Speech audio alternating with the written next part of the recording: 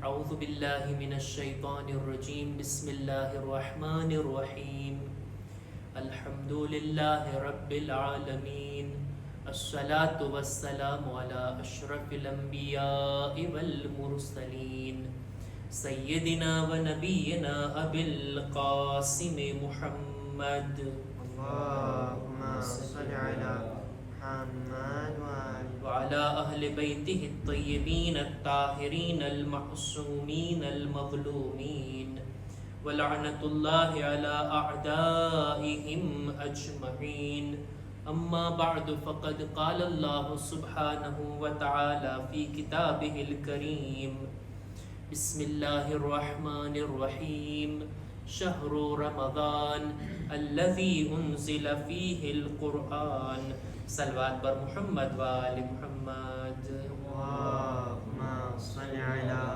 محمد وآل محمد. માહે મુબારક રમઝાન હવે આપણાથી વિદાય લઈ રહ્યો છે અને આપણે પણ માહે રમઝાનની સાથે વિદાય લેવાની હોય.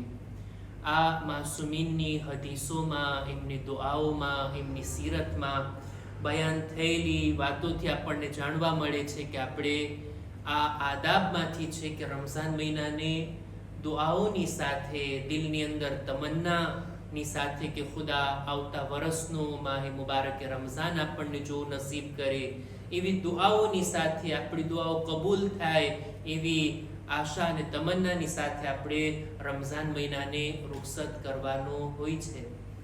ચોથા ઇમામની બે દુઆઓ છે રમઝાન મહિનાના બારામાં સહીફે સજ્જાદિયાની અંદર. એક દુઆ રમઝાન મહિનાના ઇસ્તિકબાલ માટે છે અને બીજી દુઆ રમઝાન મહિનાને વિદાય આપવાની છે. અને આપણા ઉલમા ફરમાવે છે કે સામાન્ય રીતે એહતિયાત કરતા આપણે 2 રાતોની અંદર રમઝાન મહિનાની આ વિદાયની દુઆ પડવી જોઈએ. એક તો 29મી રાતમાં જેમ કે આજે, અથવા તો 30મી રાતમાં. ખબર નથી આપણને 29 રાત મળશે કે 30 રાત મળશે. એહતિયાતન 2 રાતોની અંદર આપણે આ મહિનાથી વિદાય લેવી જોઈએ. અને એક વાતનો ખાસ ભાર મૂકે છે આપણા ઉલમા, કે છે કે સારી વાત છે કે આપણે દુઆઓ પડીએ મફાતીની અંદર, સહીફે સજ્જાદિયાની અંદર આપણને દુઆઓ મળી આવે કે કેવી રીતના રમઝાન મહિનાને વિદાય કરાય. પણ યાદ રાખવું જોઈએ આ દુઆઓની અંદર આપણે શું બોલીએ છીએ, શું બયાન કરીએ છીએ, શું માંગીએ છીએ ખુદા પાસેથી.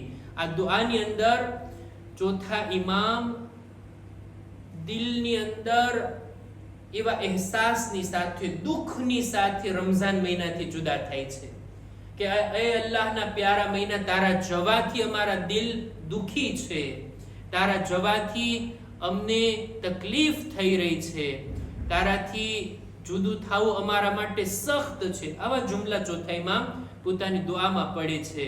અને આપણા ઉલમા કહે છે કે જો ચોથા ઇમામને આપણા દુઆ પડતા હોય તો આપણા દિલમાં કંઈક અહેસાસ હોવો જોઈએ. જો આવો અહેસાસ ના હોય ને તો જાણે એમ કે દુઆ તો પડીએ છીએ પણ આપણે કંઈક ખોટું બોલી રહ્યા છીએ, હકીકતથી કામ નથી લઈ રહ્યા. અને એવું ના બને કે રમઝાન મહિનાના છેલ્લા દિવસોમાં, છેલ્લી રાતોમાં આપણે ગલત વાતો બોલીએ, ખોટી વાતો બોલીએ. દિલમાં કંઈક હોય, દિલમાં તો ઈદના ચાંદ દેખાવાનો ઇંતજાર હોય અને જબાનથી આપણે બોલી રહ્યા હોય કે રમઝાન મહિના તું જાય છે ને મારું દિલ દુખી છે. આ બરાબર ના કહેવાય. જો દિલમાં અહેસાસ હોય, દિલ દુખી હોય, રમઝાન મહિનાના જવાનો એક અફસોસ હોય કે આ મુબારક મહિનો, આટલા સવાબ વાળો મહિનો આપણાથી જુદા થઈ રહ્યો છે, અને એમ વિચારીને આપણે જો આ દુઆ પડતા હોય તો આપણી વાત હકીકતથી વધારે નજદીક હશે. ઇન્શાઅલ્લાહ ખુદા આપણી ઇબાદતોને, દુઆઓને આ મહિનામાં કબૂલ ફરમાવે. એક સલવાત પર મુહમ્મદ વાલે મુહમ્મદ.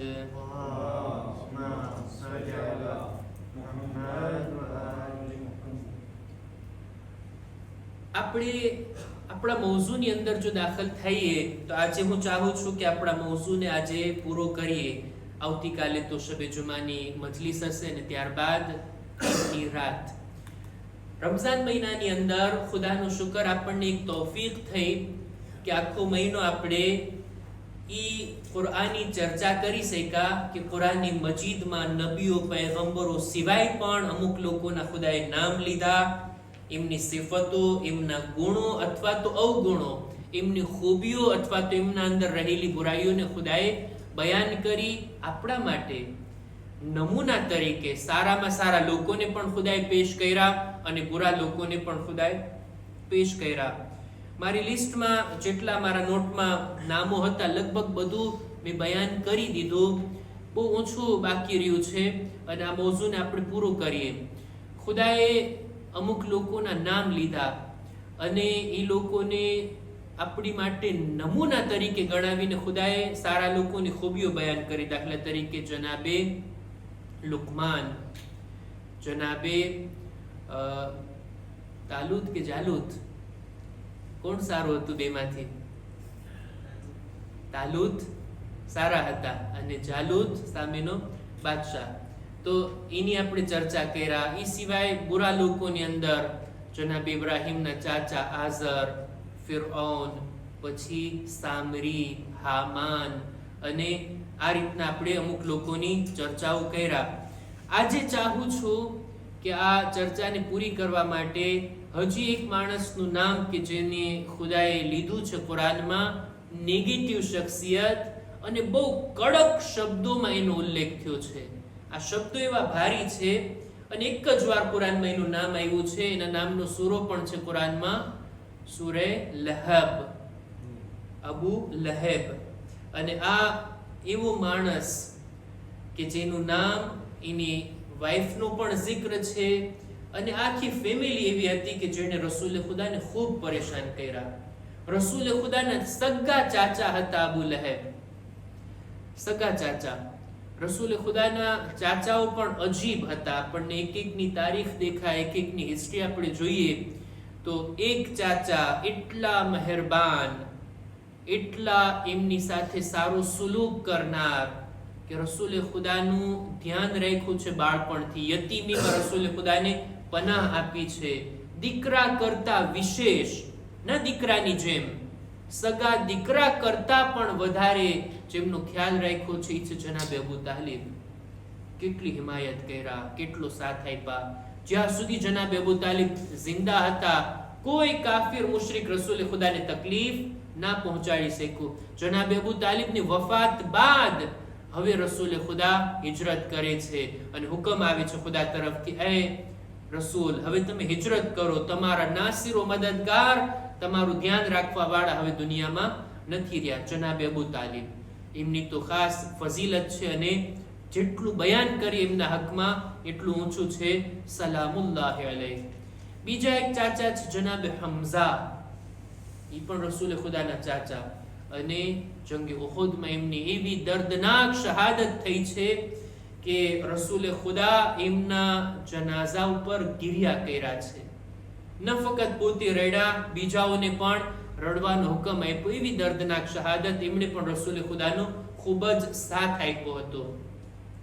એક ચાચા છે જનાબે અબ્બાસ, ઈ પણ રસૂલે ખુદાના લગભગ હમ ઉમ્ર હતા અને ઈ પણ રસૂલે ખુદાની સાથે હતા અને ઘણો સાથ આપ્યા છે.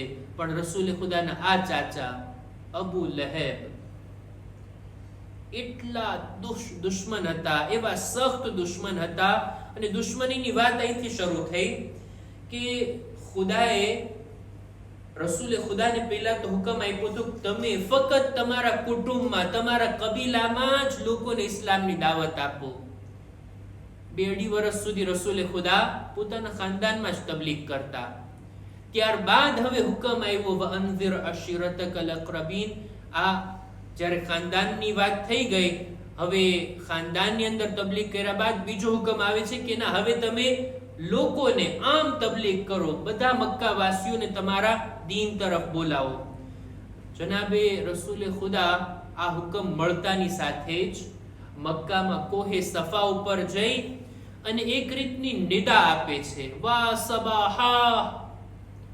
આ નારો સાંભળો તો એટલે મક્કાવાસીઓ બધા ભેગા થઈ ગયા કોહે સફા પાસે. આ નારો ત્યારે બુલંદ થતો, આ શબ્દથી ત્યારે લોકોને બોલાવવામાં આવતા કે જ્યારે અચાનક દુશ્મનનો હુમલો થઈ રહ્યો હોય. જ્યારે આ શબ્દને સાંભળો એટલે બધા લોકો ડરી ગયા કે શું કઈ નવા જૂની છે, કઈ એલર્ટ છે, આ કોઈ આવી રહ્યું છે, હુમલો કરી રહ્યું છે. એટલે રસૂલે ખુદા બધાને ભેગા કરીને સવાલ કરે છે. રસૂલે ખુદા, એ લોકો, જો હમણાં જ હું તમને સમાચાર આપું કે આ પહાડીની પાછળ એક લશ્કર છે, એ આવીને તમારા પર હમણાં હુમલો કરશે, તમે મારી વાત માનશો? એટલે લોકો કહે છે કે હા, ચોક્કસ માનશું. અમે અત્યાર સુધી કોઈ ખોટી વાત તમારા મોઢાથી સાંભળી નથી અને આ વાત પણ ખોટી નહીં હોય, અમે માની લેશું. હવે રસૂલે ખુદા કહે છે કે એ પહાડ પાછળ તો લશ્કર નથી, પણ હું તમને અલ્લાહના સખ્ત અઝાબથી ડરાવું છું. બીજા કોઈ દુનિયાના દુશ્મનથી નથી ડરાવતો, આ દુનિયા પછી આખિરતના અઝાબથી તમને ડરાવું છું. અને એટલે જ જો એ અઝાબથી બચવું હોય તો એક અલ્લાહને માનો, આ તૌહીદના અકીદાને અપનાવો, અને ખુદા તરફથી હું પૈગંબર છું, ખુદાએ જે મને સંદેશો આપ્યો છે એને તમે ધ્યાનથી સાંભળો. બસ આ વાત કેવી હતી કે કૌમના બીજા લોકો કઈ બોલે એ પહેલા અબુ જહેલ ઉભો થાય છે, બલકે અબુ લહેબ ઉભો થાય છે. એની ચર્ચા છે ને, એને એટલું માઠું લાગે છે અને એવા શબ્દો વડે રસૂલે ખુદાથી ખિતાબ કરે છે, તબ્બન લકા, નઉઝુબિલ્લાહ, એવા શબ્દો એના એ છે, તમારા હાથ ભાંગી જાય. આ વાત કેવા માટે તમે અમને ભેગા કર્યા, અમને બધાને બોલાવ્યા, આ શબ્દ વડે બધાને નારો આપીને બોલાવ્યા, આ વાત કેવી હતી તમારે? આમ કહીને લોકોને વેર વિખેર કરી નાખે છે અને લોકો ત્યાંથી ચાલ્યા જાય છે. અહીંયાથી શરૂ થઈ દુશ્મની. રસૂલે ખુદા તબલીગ કરે છે અને આ એમનો સખત વિરોધી, એટલો વિરોધી કે ખુદાએ મક્કામાં જ આ સૂરાને નાઝિલ કર્યો છે, સૂરે લહેબ. અને આ જ શબ્દો વડે, જે શબ્દો અબુ લહેબ રસૂલ માટે વાપર્યા હતા ને, ખુદા પણ એવા જ કડક શબ્દોને અબુ લહેબના બારામાં વાપરે છે ને કહે છે, તબ્બત યદા અબી લહબિન વ તબ. હાથ ભાંગી જાય અબુ લહેબના અને એને મોત આવી જાય, કે ને મુર્દાબાદ. એવા શબ્દો વડે કુરાન આ સૂરાની અંદર યાદ કરે છે. આ સૂરો પણ અજીબ છે, નાનો એવો સૂરો છે, 5 આયતનો સૂરો છે. આ સૂરાની ફઝીલતમાં મળે છે કે રસૂલે ખુદા સલ્લલ્લાહુ અલૈહિ વસલ્લમ ફરમાવે છે,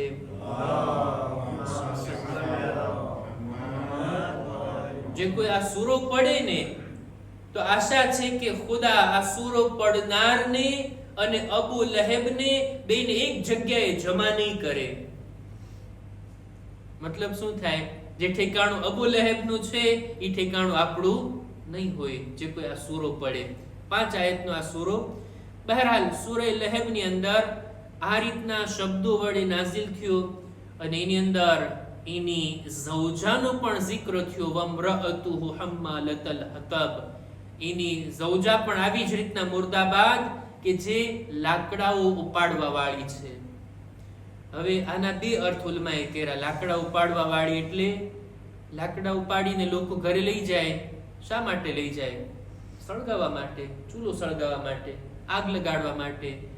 આ ઔરતનું કામ ઈ હતું, ના ફક્ત જંગલમાંથી લાકડા લાવીને ઘરમાં ચૂલો સળગાવતી, બલકે જાણે એમ કે બીજાઓના ઘરમાં આગ લગાડવીને લોકોના ઘરોમાં કજિયા ઉભા કરવા ને, ઈ આ ઔરતનું કામ હતું.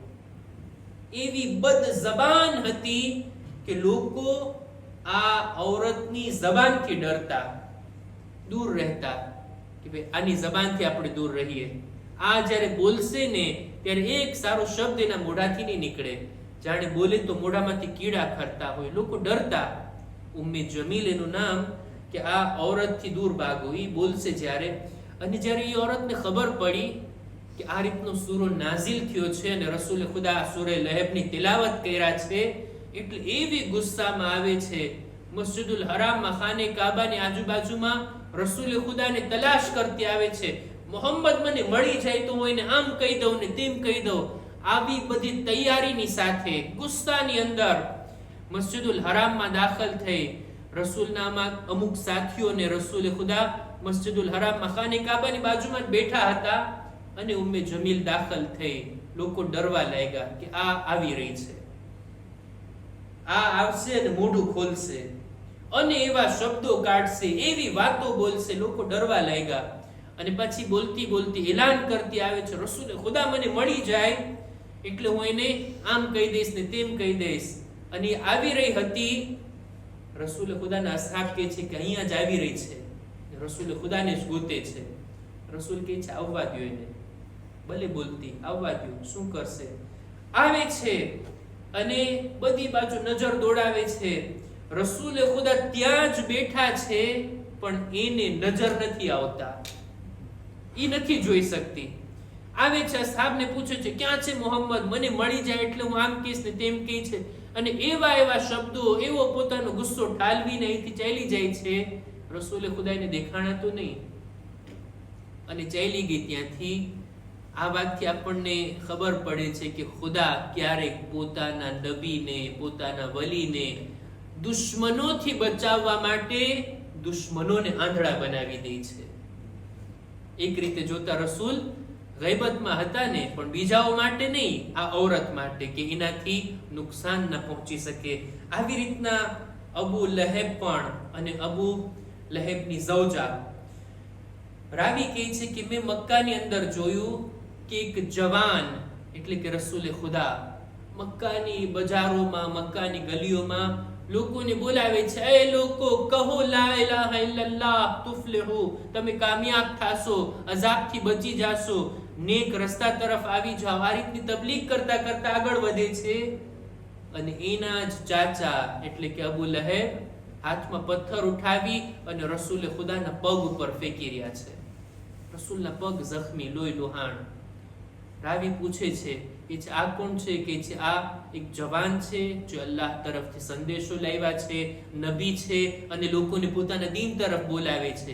અને કે છે આ કોણ છે? કે છે એના સગા ચાચા છે જે એને પથ્થર મારી રહ્યા છે અને પાછળ પાછળ આવી રહ્યા છે. એ લોકો આની વાત ના સાંભળો, ઈ ખોટું બોલે છે, કઈ એના ઉપર વહી નથી આવતી અને કોઈ જાતનો પૈગામ નથી. અને આવી રીતના આ રસૂલે ખુદાનો વિરોધ કરતા એમની તબલીગ ઉપર પાણી ફેરવવાની કોશિશ કરે છે, પણ અબુ લહેબ ક્યારેય કામયાબ ના થયો. રસૂલે ખુદા તો હિજરત કરીને પોતે જાય છે મદીના, અને આ અબુ લહેબ અહીંયા મક્કામાં છે. જંગની અંદર પોતે શિરકત નથી કરતો, પણ જ્યારે જંગે બદ્ર થઈ, જંગે ઉહદ થઈ, જ્યારે આવે છે એની પાસે સમાચાર, અને એક સલવાત પર મુહમ્મદ વા આલે મુહમ્મદ.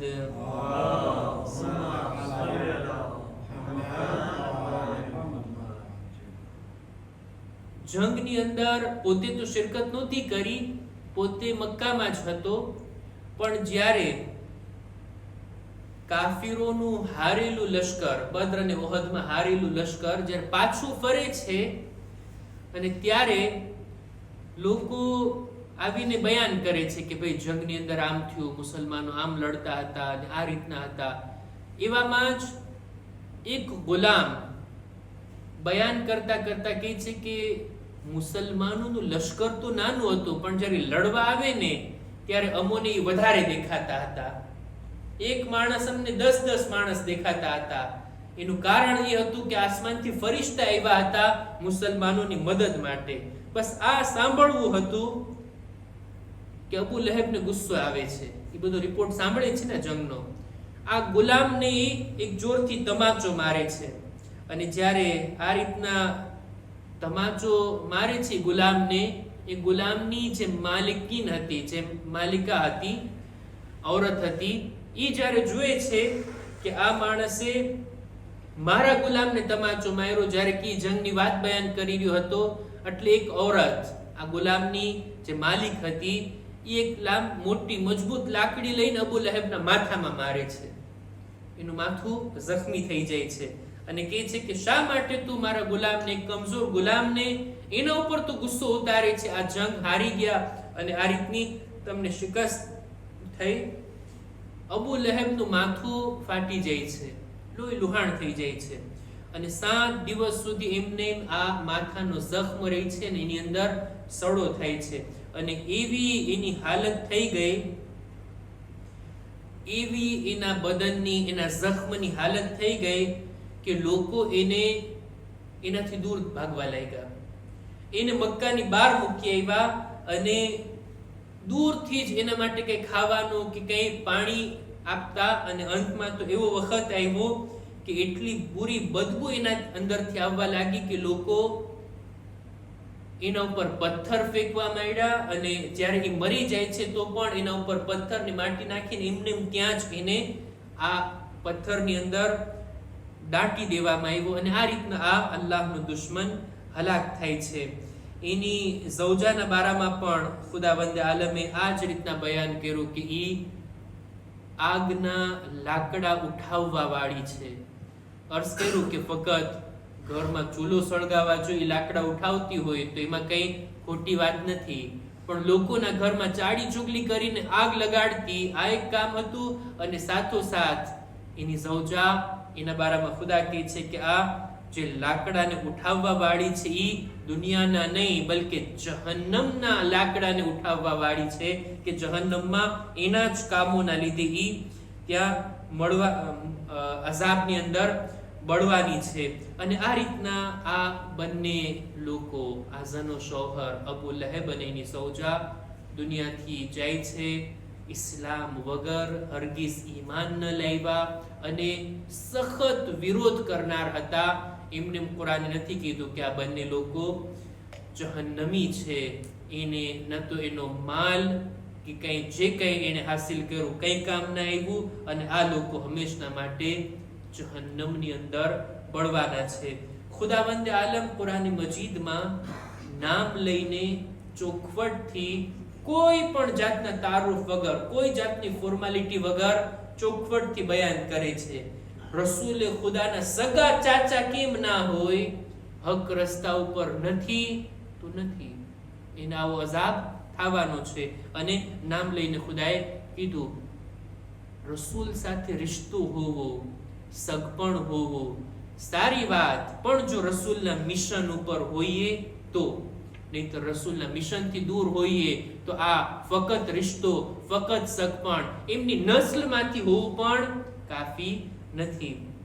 જો રસૂલથી સગપણ હોય પણ રસૂલના મિશનમાં આપણે ના હોઈએ તો આ અબુ લહેબ જેવી હાલત થાય. પણ જો રસૂલના મિશન સાથે હોઈએ, રસૂલના દીન ઉપર હોઈએ, રસૂલની વાતોને દિલો જાનથી કબૂલ કરતા હોઈએ, તો ભલે કોઈ બીજા કબીલાના હોય, ભલે કોઈ બીજા મુલ્ક અને બીજા દેશના કેમ ના હોય, એમ છતાંય રસૂલે ખુદા કહે છે સલમાનો મિન્ના અહલલ બૈત. સલમાન ન ફકત મુસલમાન છે બલકે અમો અહલે બૈતમાંથી છે. જાણે એમ કે પોતાના ખાનદાનના અને પોતાના રિશ્તાના હોય. ખરો રિશ્તો આ છે કે જે ઇન્સાનનો દીની રિશ્તો હોય, અકીદાનો રિશ્તો હોય, આઈડિયોલોજી, વિચાર અને ફિક્રનો રિશ્તો હોય. આનાથી મજબૂત બીજો કોઈ રિશ્તો નથી. આ આયતનો એ જ પૈગામ છે.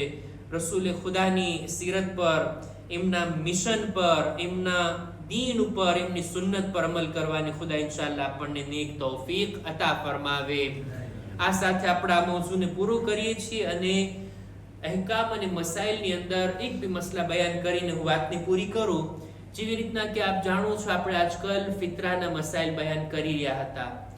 ફિત્રાના મસાઇલની અંદર આ રીતના છે કે શબે ઈદે ફિત્રના જે કોઈ માણસ બાલિગ હોય, આકિલ હોય, બેહોશ ના હોય, ફકીર ના હોય, કોઈનો ગુલામ ના હોય, તો એવા માણસ ઉપર પોતાનો ફિતરો અને જે કોઈનો ખર્ચો પોતે ઉપાડે છે બધાનો ફિતરો કાઢવો વાજિબ છે.